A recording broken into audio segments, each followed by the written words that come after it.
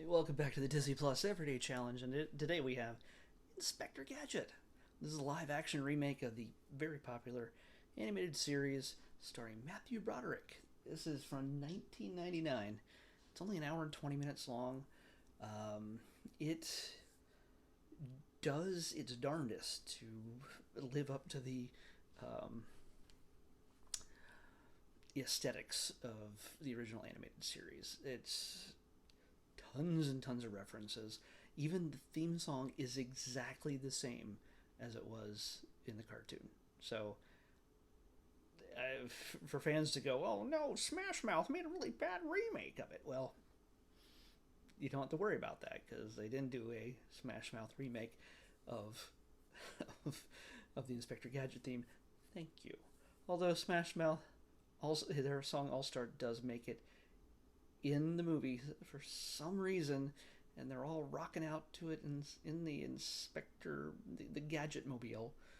It's, yeah. Anyway, um, along with Matthew Broderick, we have Rupert Everett playing. I'm gonna ruin it right here. Claw. They don't make any. There's no mysterious shadowy figure petting a cat and that you never see his face. There's no low voice. I can't do the low voice. No, I can't do it. I'll never get back to my regular voice if I do. You may not miss that, but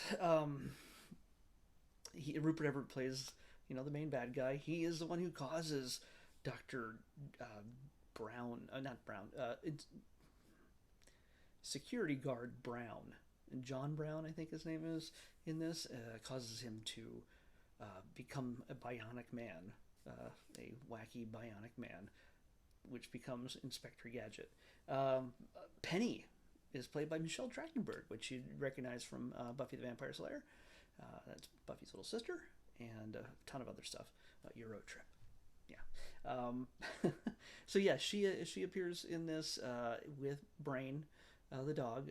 It's a live action dog. It's not a CGI dog most of the time. They do use an animated dog at a digitally animated dog at times. By the way, this was the rise of digital animation or digital effects in movies ever since Jurassic Park started blowing everybody out of the water back in 1993. Pretty much every movie had to use, and to the point of overusing digital effects. They go out of their way to digitally affect everything, just everything. Yes, Stan Winston. I think Stan Winston does a lot of the practical effects in this. So his company there is some practical effects, but not nearly enough. They beat the digital effects horse on this one. It's usually not good. It's never funny. It's never convincing. It's never like any excuse you would have to use digital effects. No, it's painful. I realize it's necessary, obviously, to make him fly like a helicopter or wacky face stuff, or but a lot of the practical effects where stuff pops out of his fingers or out of his hat and things like that, close up with Matthew Broderick. That's the Stan Winston company, I believe. Why did I not remember that? Because I remember seeing a credit for one of the major effects companies. But yeah, pretty sure it's Stan Winston. Tell me I'm wrong in the comments. Correct me. But yeah, so he gets injured, and the creator, played by Renee, why can't I ever say his name properly? It's a crime because I love him, and he passed away not too long ago. He was on Deep Space Nine. He played Odo, and I'm not going to murder his name. That's just a bad idea. Anyway, Renee played Odo. He is the inventor of all the gadgets that that eventually becomes part of Inspector Gadget. And of course, he doesn't know how to. When he becomes Inspector Gadget, he doesn't know how to control it. There's a manual, jokingly, 4 feet deep, that he never gets a chance to read. The girl he likes is the daughter of the inventor, played by Jolie Fisher, Brenda. There's also a Robo Brenda at some point. Again, I never. You know what? I have to admit, I never really watched the Inspector Gadget cartoon a whole lot. I saw episodes here and there, so I'm not an expert on it. So maybe the existence of a Robo Brenda or actually a Robo Inspector Gadget, which Claw makes an evil version with very plastic teeth, to take Inspector Gadget's place when he captures him. I imagine those are things that happened in the cartoon. The Robo Brenda, honestly, she doesn't have any interaction with anybody but Brenda, and it makes absolutely no sense to me.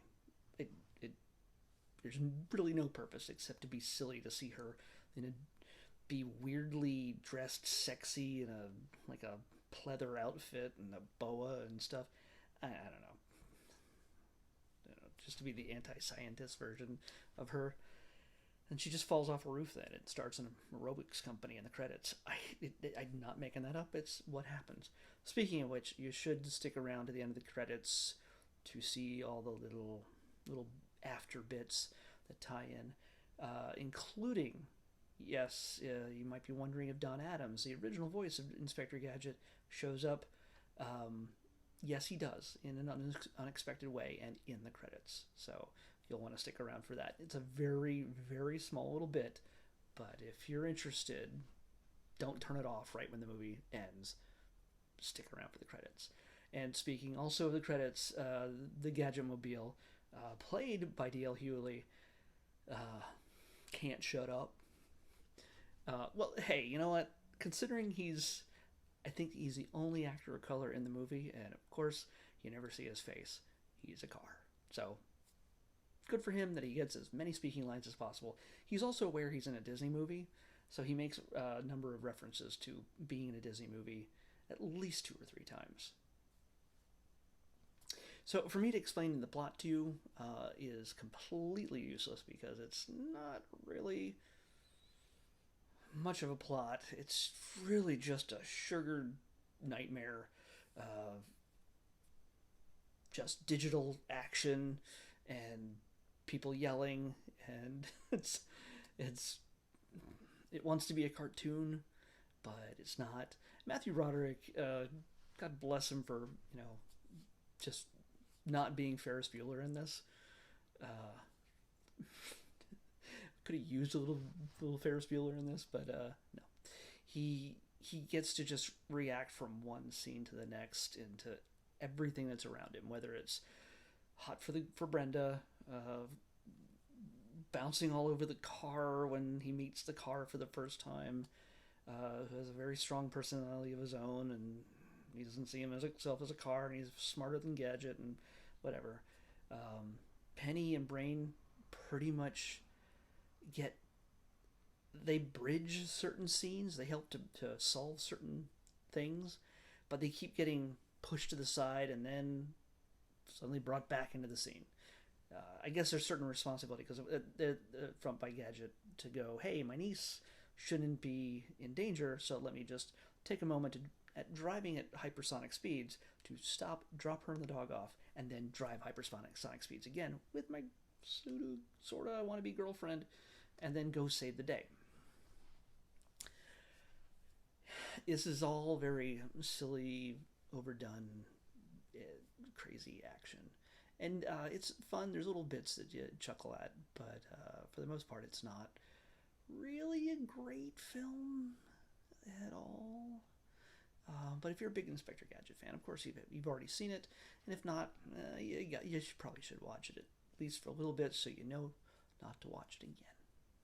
There is an Inspector Gadget 2, and we'll be watching that at some point, so we'll see how that measures up. It's someday. Oh, Rene Auberjonois. He's so French. Anyway, there's other people in this. Dabney Coleman plays the police chief, Chief Quimby. Sherry O'Terry plays the mayor, and she's just hyperactive. Sherry O'Terry, everybody's a very strong, broad comedic presence in this. There's no playing it small. Everybody's big and loud and saying things that's punctuated with exclamation points constantly. Andy Dick, strangely enough, though, I have to admit, was probably a whole lot more understated than he usually is in anything. He plays a minion of Claw, and he's like a scientist and helps him create the evil Gadget. But yeah, he's sort of there. It's weird to find that he's very not a huge noisy presence, like unlike everybody else. By the way, it says that Mr. T was in this, and I might have blacked out at some point, but I don't remember seeing Mr. T. And if Mr. T's in a movie, you kind of want to give him a line, even if it's to pity the fool. I didn't remember hearing him. I don't know.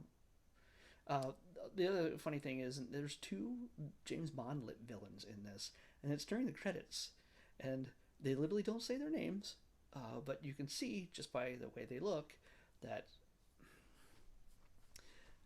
I'm not going to explain why or how they show up. It's actually kind of a funny thing that follows a certain character's thread. So yeah, for them to show up, and hopefully they got paid just to sit there and record that literally 10-second scene, if that. Good for them. Good for them. It's Richard Kiel who plays Jaws, and Richard Lee Sung, who what's his name? The hat, the guy with the throwing hat. Yeah, those guys. They show up. So yeah, there's tons. If beyond actors, more than actors, there's product placement like crazy. Like so much product placement. Like when a billboard gets knocked over at one point, it collapses on Claw's limousine, and it's a Yahoo billboard. And of course, when it falls over, they do the Yahoo, like from the commercials, as it crashes down on top of them. The Gadgetmobile is tricked out with a McDonald's button and a Coca-Cola button for some reason. Yeah, there's a number, like it just doesn't stop with the product placement. If you could make it a drinking game, if you're an adult and you, now that you're old enough to drink and see this movie at the same time, make a drinking game out of the product placement. Every time you see some sort of ad mentioned or shown, you will be blasted well before 120 minutes pass, an hour and 20 minutes pass. So be careful, drink responsibly. So yeah, that's Inspector Gadget. It's not a great film, but if you're a fan, yeah, maybe this is a thing you want to revisit. If you loved it as part of your childhood, go for it. You know, not everything's meant for me. Not everything's meant for anybody. So this might be the case for a lot of people. But I'm pretty sure I'm not going to watch this again. I don't think there's anybody in my life that will make me watch this again, unless Matthew Broderick came over right now and said, hey, we're watching Inspector Gadget. It's on him at that point, and I will watch it with him, but I will only talk about Ferris Bueller. Maybe Godzilla. Okay, let's pick tomorrow's. 701. 700. What? No. Seriously? We just had 700 the other day. No, really? No.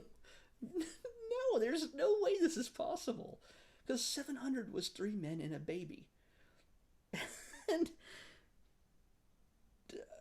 I joked, I mean, like, because it's so rare for me to get the original film before the sequel. I usually get the sequel first, and then I have to go back and see the original at some point. And in my head, I was thinking, well, wouldn't it be funny if the next day I get 3 men and a little lady, and I'll just watch them back to back. And I know I haven't seen 3 men and a little lady. I'm pretty sure I haven't. There's no ghosts in that one. There's no ghosts in the first one either. But okay, we're watching 3 men and a little lady. I'm not kidding. Twice in how many days? I've lost all track of time. Yeah, that was just a few days ago. Was it really just a few days ago? Wasn't it yesterday? It feels like it was yesterday. I'm really confused. But yeah, 3 men and a little lady. Tomorrow on the Disney Plus Everyday Challenge, we're knocking it out, or the entire 3 men and Ovure. Oh, by the way, I forgot to say when I did that video, they're doing a remake of 3 Men and a Baby with Zac Efron. So now you got something to. I'll tell you that tomorrow as well, because the first I forgot to say it in that one. I remember now. I wanted to say that Zac Efron in 3 Men and a Baby remake, and it'll probably go right to Disney Plus. So you know I'll be watching that at some point. Crap. I mean, it was good. It wasn't great, but it was good. This one will not have an 80s feel to it, I'm sure. Anyway, that's what we're watching tomorrow. 3 Men and a Little Lady on the Disney Plus Everyday Challenge. I'll see you here tomorrow.